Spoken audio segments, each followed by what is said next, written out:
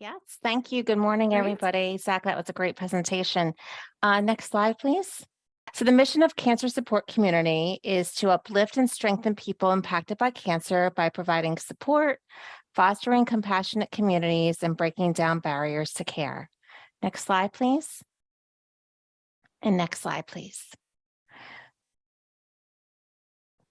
Thank you. So I think it's really important to level set to understand what is social isolation and how it differs from loneliness, because I think the two can often be intermingled and confused. So according to the National Institute of Health, loneliness is the distressing feeling of being alone or separated, versus social isolation is a lack of social contacts and having few people to interact with regularly. So I think it's important to note that you can live alone and not feel lonely or socially isolated, and you can feel lonely while being with other people. So I think those are really important concepts to understand so that we can level set and move forward. Next slide, please. Great. So what are some risk factors for social isolation? Obviously, having any chronic illness like AML, cancer diagnosis, et cetera. Some of the other risk factors are living alone and not being able to leave your home. And often that happens when you do have a chronic illness. And that was for sure exacerbated during the pandemic. Having a major loss or life change, such as the death of a spouse or a partner or retirement. Having physical, cognitive, or mental health challenges. Having limited social support.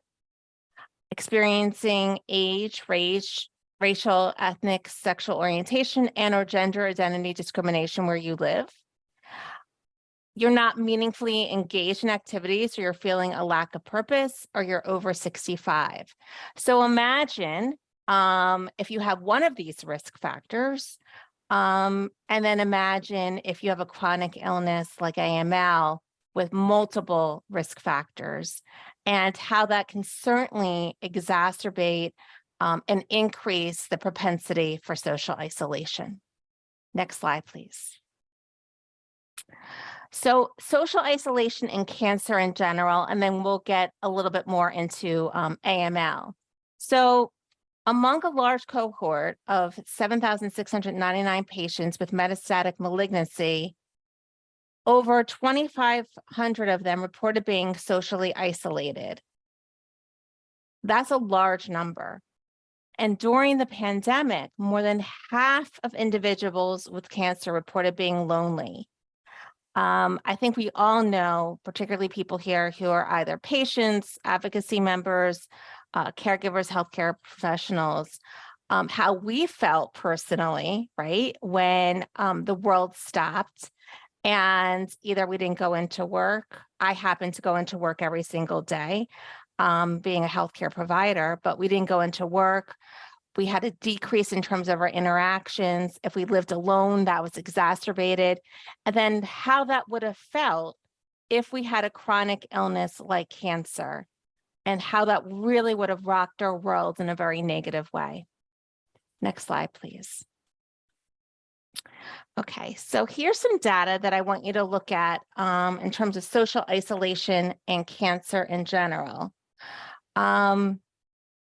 So what I'd like to explain to you is how we measured this.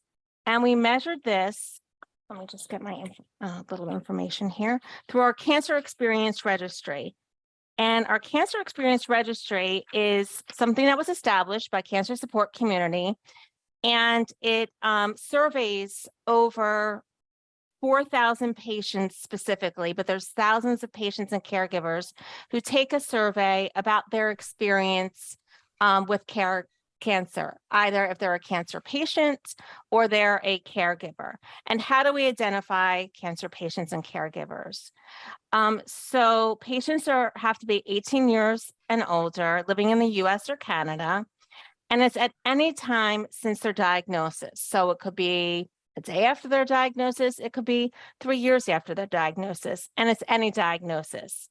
And a caregiver has to be an unpaid person who's providing care to a specific person who was diagnosed with cancer. In addition, what I like to level set about is what and how we measured emotional support. What is that? And what is instrumental support? So instrumental support was measured by asking 4 questions, and they were, do you have someone to help you if you're confined to bed? Do you have someone to take you to the doctor if you need it? Do you have someone to help you with your daily chores if you're sick? And do you have someone to run errands if you need it? Versus emotional support was measured through the following questions. And just so you know, there was a scale from going from never, rarely, sometimes, usually, always. In terms of emotional support, the questions that were asked are, I have someone who will listen to me when I need to talk. I have someone to confide in or talk to about myself or my problems. I have someone who makes me feel appreciated, and I have someone to talk with when I have a bad day. So what's important to note is that AML patients, as you can see in the Cancer Experience Registry, on average, experienced high levels of emotional and instrumental support, which was great. However, they reported meaningfully lower levels of social functioning than the general US population and lower than the overall Cancer Experience Registry sample. Next slide, please. So specifically to social isolation and AML, according to CSC's Cancer Experience Registry, 22% of AML respondents, that's about 1 in 5 people, reported moderate to very serious concerns about feeling lonely or isolated. That is significant. So just think about that and take a pause. 1 in 5 people had a concern about feeling lonely or isolated, and this is specific to people with an AML diagnosis. Next slide, please. So social isolation and AML. When we look at scores categorized here, we see that the majority of AML patients report emotional and instrumental support within normal levels. We had talked about that a little bit earlier. However, more than half reported at least mild impairment in ability to take part in social activities. 27% reported moderate to severe functional impairment in their ability to take part in social activities. Again, that's very significant. Next slide, please. So we're going to go a little bit past the group discussion. We'll come back to that. And next slide, please. So here are some ways to help with social isolation. But what I like to do is review the rest of my slides and then come back to the discussion and then talk about ways in terms of how we feel we can combat social isolation. So one way is, finding somebody to talk to, such as a family member, a friend, a social worker, or a support group. And that's something that when anyone diagnosed with a chronic illness, specifically cancer, specific to AML, we encourage that in the healthcare setting. Social workers encourage that. We absolutely encourage support groups. And I think now that we're really getting out of COVID, that's absolutely something that's, more doable in terms of in-person. But again, think about somebody who's feeling socially isolated and then they're doing a virtual support group. Does that help? Yes. Does that feel like it fixes everything? Absolutely not. Seeking help from a mental health professional. And I'm going to go back to COVID because I think that was just such a unreal experience for so many of us. But, if you don't have a chronic illness, it just, this was so very different. So we encourage people during COVID, particularly those with AML and oncology type of illnesses, to seek help from a mental health professional. But remember, a lot of mental health professionals for a time couldn't go into their offices. And then when they're able to go in their offices, they might not have felt comfortable.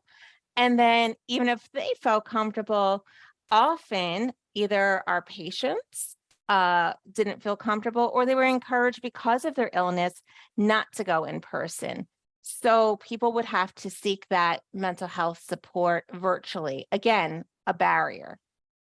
Speaking with members of your healthcare team regarding available resources, that all of us who are on this phone call today, we have various types of educational and support resources, helplines, etc., and journaling and using other outlets that help support emotional wellness and well-being. Next slide, please. So these are just a few of Cancer Support Community's AML resources. We have a website specific to answering questions and addressing AML. And next slide, please. Great. And we have a few resources, a booklet about treatment for AML, as well as 10 tips for living well with acute AML. And can we go back to the discussion questions, please? Great. So at this time, I'd like to just throw it out to the group in terms of asking some questions. What levels of social isolation have you seen among those being treated for AML? Yeah, I'm happy to give an example of something we've seen. So one of the things we saw in the Global Quality of Life survey that I was talking about earlier was actually one of the drivers of worse quality of life for younger patients was particularly around social isolation. So it was a really big problem, particularly for younger patients, in terms of seeing more of an impact on it in terms of their daily lives. So not to say they were necessarily more isolated than other age groups of patients, but it was certainly impacting their quality of life more. But yeah, thank you for the really good presentation, Rachel. I think it's a really important area and one that doesn't get enough attention. For sure. Thanks, Zach. And absolutely. And I think, I reference various statistics that we found in our Cancer Experience Registry, but also another particular population, those who are older, absolutely, experience that level of social isolation and do experience that social isolation. And just imagine somebody who's older, living alone, may not have family, or their family is not local, and that level of social isolation they feel and are impacted by just by those risk factors, and then putting AML onto that, how that absolutely exacerbates that and really impacts survivorship. And I think that's what's really important, because we talk about getting treatment and getting care, and that's obviously so very important, but also having that emotional well-being, that is huge in terms of being able to survive, getting well, having that interaction, and having that level of support. And when you have one without the other, there's definitely an imbalance, and that absolutely impacts your propensity for getting well sooner, getting well, and or surviving. So let's just talk about, I mentioned some barriers that might intensify social isolation. Are there any other barriers that this group can think of that might intensify social isolation, either with patients in general or specific to AML? So I think so thank you for this interesting presentation.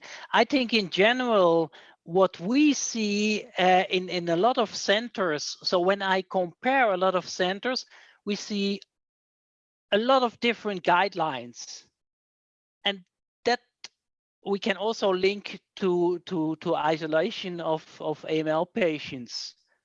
So, for example, due to hygienic guidelines, I know some centers, they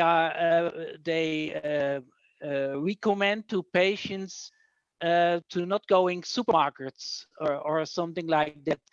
So we see a lot of differences between a lot of centers in Europe. I think that could be a main key point. but I don't know other opinions about that. So what I hear you saying is that depending upon the healthcare institution, there's various recommendations in terms of when you have AML or another cancer diagnosis about what to do, what not to do. And that absolutely can impact. Absolutely, for sure. I think somebody threw in the chat socioeconomic is a barrier. 100%, absolutely. You know, I think that often when I was in the healthcare setting, healthcare teams would get frustrated when they didn't see their patients often, when then they would recommend something to their patient about, you know, if the patient was frustrated and verbalized, well, I really feel like I'm, you know, isolated, or I really feel that I'm lonely. And they would say to them, well, you need to go to a support group, or you need to do this, but they don't always, and they don't have the time always to take in consideration some of the socioeconomic and other barriers that might exist. Transportation, can't get to their appointments. You know, they can't go to support groups, or even if it's a virtual support group, because if they miss work, then they're going to lose their insurance. So those are really some important factors to take into consideration as well. And similarly, the last question I had for this group is, in what ways can we help decrease social isolation? What can we do as advocacy organizations collaborating together to help decrease social isolation? Yes, we can, you know, put on support groups and educational webinars and things like that. We can offer helplines. We can offer one-to-one peer mentoring. Those are all good options. Is there anything else that anyone has up their sleeve in terms of how we can help decrease social isolation? I would say we also need to continue to educate our healthcare teams, our physicians, our nurse practitioners, our PAs, our social workers, our nurse navigators, that this is real and how it differs from feeling lonely, and how we really need to address it. We do address it in distress screening, which is a standard of the Commission on Cancer, but how we need to continue to address it and not push it aside and just feel that it's on the patient or their loved one to address. Well, it's part of number 2, and it's basically something that we've done locally, which it's a cause by I'm on a board of an organization supporting seniors.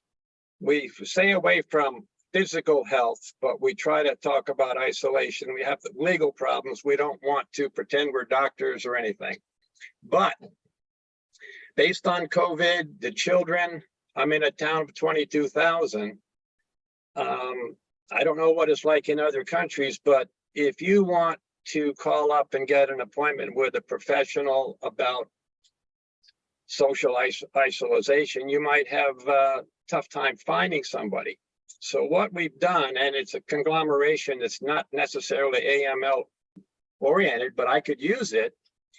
Now, if you call up our town nurse, there are several organizations that she has gotten together that are mental health professionals, and you can get an appointment right away. Within an hour, you get an appointment on the phone or a call back. So it's sort of someone just mentioned access. It overcomes the access problem.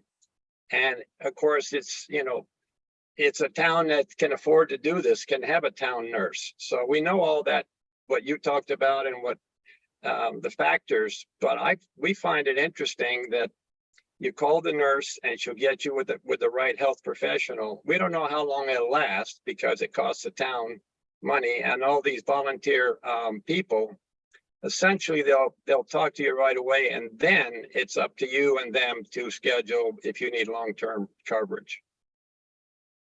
That's awesome. So I want to come back to you, Ralph, but Amanda's sharing that Cancer Care has a video, I think, or a webinar coming out next week, and they offer resource navigation in addition to their psychosocial support and educational publications. As is Cancer Support Community, we have a helpline as well. But that's great. Thank you for sharing that, Amanda. Ralph, I'd love to hear where you live, because I'd love that you have a town nurse that you can access. Can you share that? Are you comfortable sharing what town you live in? I sure can. And it's also, you know, my life story the last 9 years has been bad news, good news kind of thing. I live in a fairly upper middle class town about 40 miles from New York City. The bottom line is, talking about all kinds of things that Zach mentioned, travel and finances. I got a surprise diagnosis of AML in my little town in Connecticut. And the doctor was pretty good, but he said, I'm not an AML specialist, go to New York. I found what I now consider a world-class AML specialist. She's a tough doctor. And she told me about 8 years ago, when I first met her, that most people around the world don't get treated for AML at my age. So I went through a clinical trial. And so what can I say? That when you come to a fork in the road, take it, someone once said. And I've been on almost every fork is good. I'm still here, which is a surprise to many people. I will tell you, though, the first 2 months of my terrible diagnosis, I told my wife, I'm very fortunate to have a 50-year spouse who was an incredible caregiver. I told her not to bother people with my illness. I didn't know if it was going to be a long or short-term thing. So I've gone through everything. I'm going to say one thing about quality of life, and I know Zach may have been on that call. About 2 years ago, we were on a call with an oncologist, retiring oncologist, and he said that he had only thought about or heard about the term quality of life 7 years before. For 40 plus years, when you get AML, quality of life wasn't the issue. So that's maybe one of the biggest examples of progress we've had in the time I've been sick. Well, that's an amazing story, and we're so glad that you are here, Ralph. And I love that you really advocated for yourself and found the right doctor for yourself. And I love what your town is doing. I think that's a great example. And living in a big state, but making it smaller, and what your town is doing is really incredible, and something that I think all of our towns can learn from. And as advocates on this call, it's something that we can certainly take to, if we have the will and the time, to our local representatives, et cetera, to see if there's something like that we can do. I think that's amazing. I think that there is, significant support with patients with cancer and, AML. I think one thing that we continue to struggle with is how to support our caregivers, not just during the treatment process, but post in the survivorship stage, because I think that often we have a lot that's out there for patients in survivorship, but we really need to also reflect on caregivers and everything. If somebody's been in active treatment, and then they're in a good place and their treatment isn't active anymore, and they're kind of moving on with their life, the caregiver also just went through something extraordinarily significant. And I think that sometimes is overlooked in terms of providing that ongoing support to the caregiver.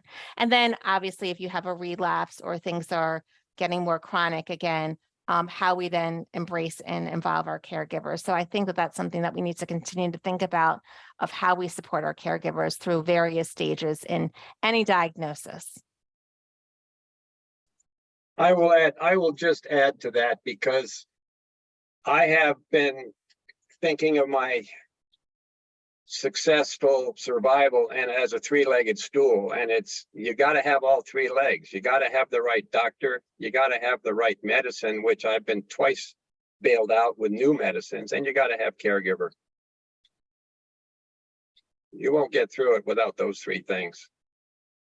I just want to agree. I think you are totally right, Rolf, when you're talking about these 3 points: caregiver, doctor, and access to treatment or access to clinical trials.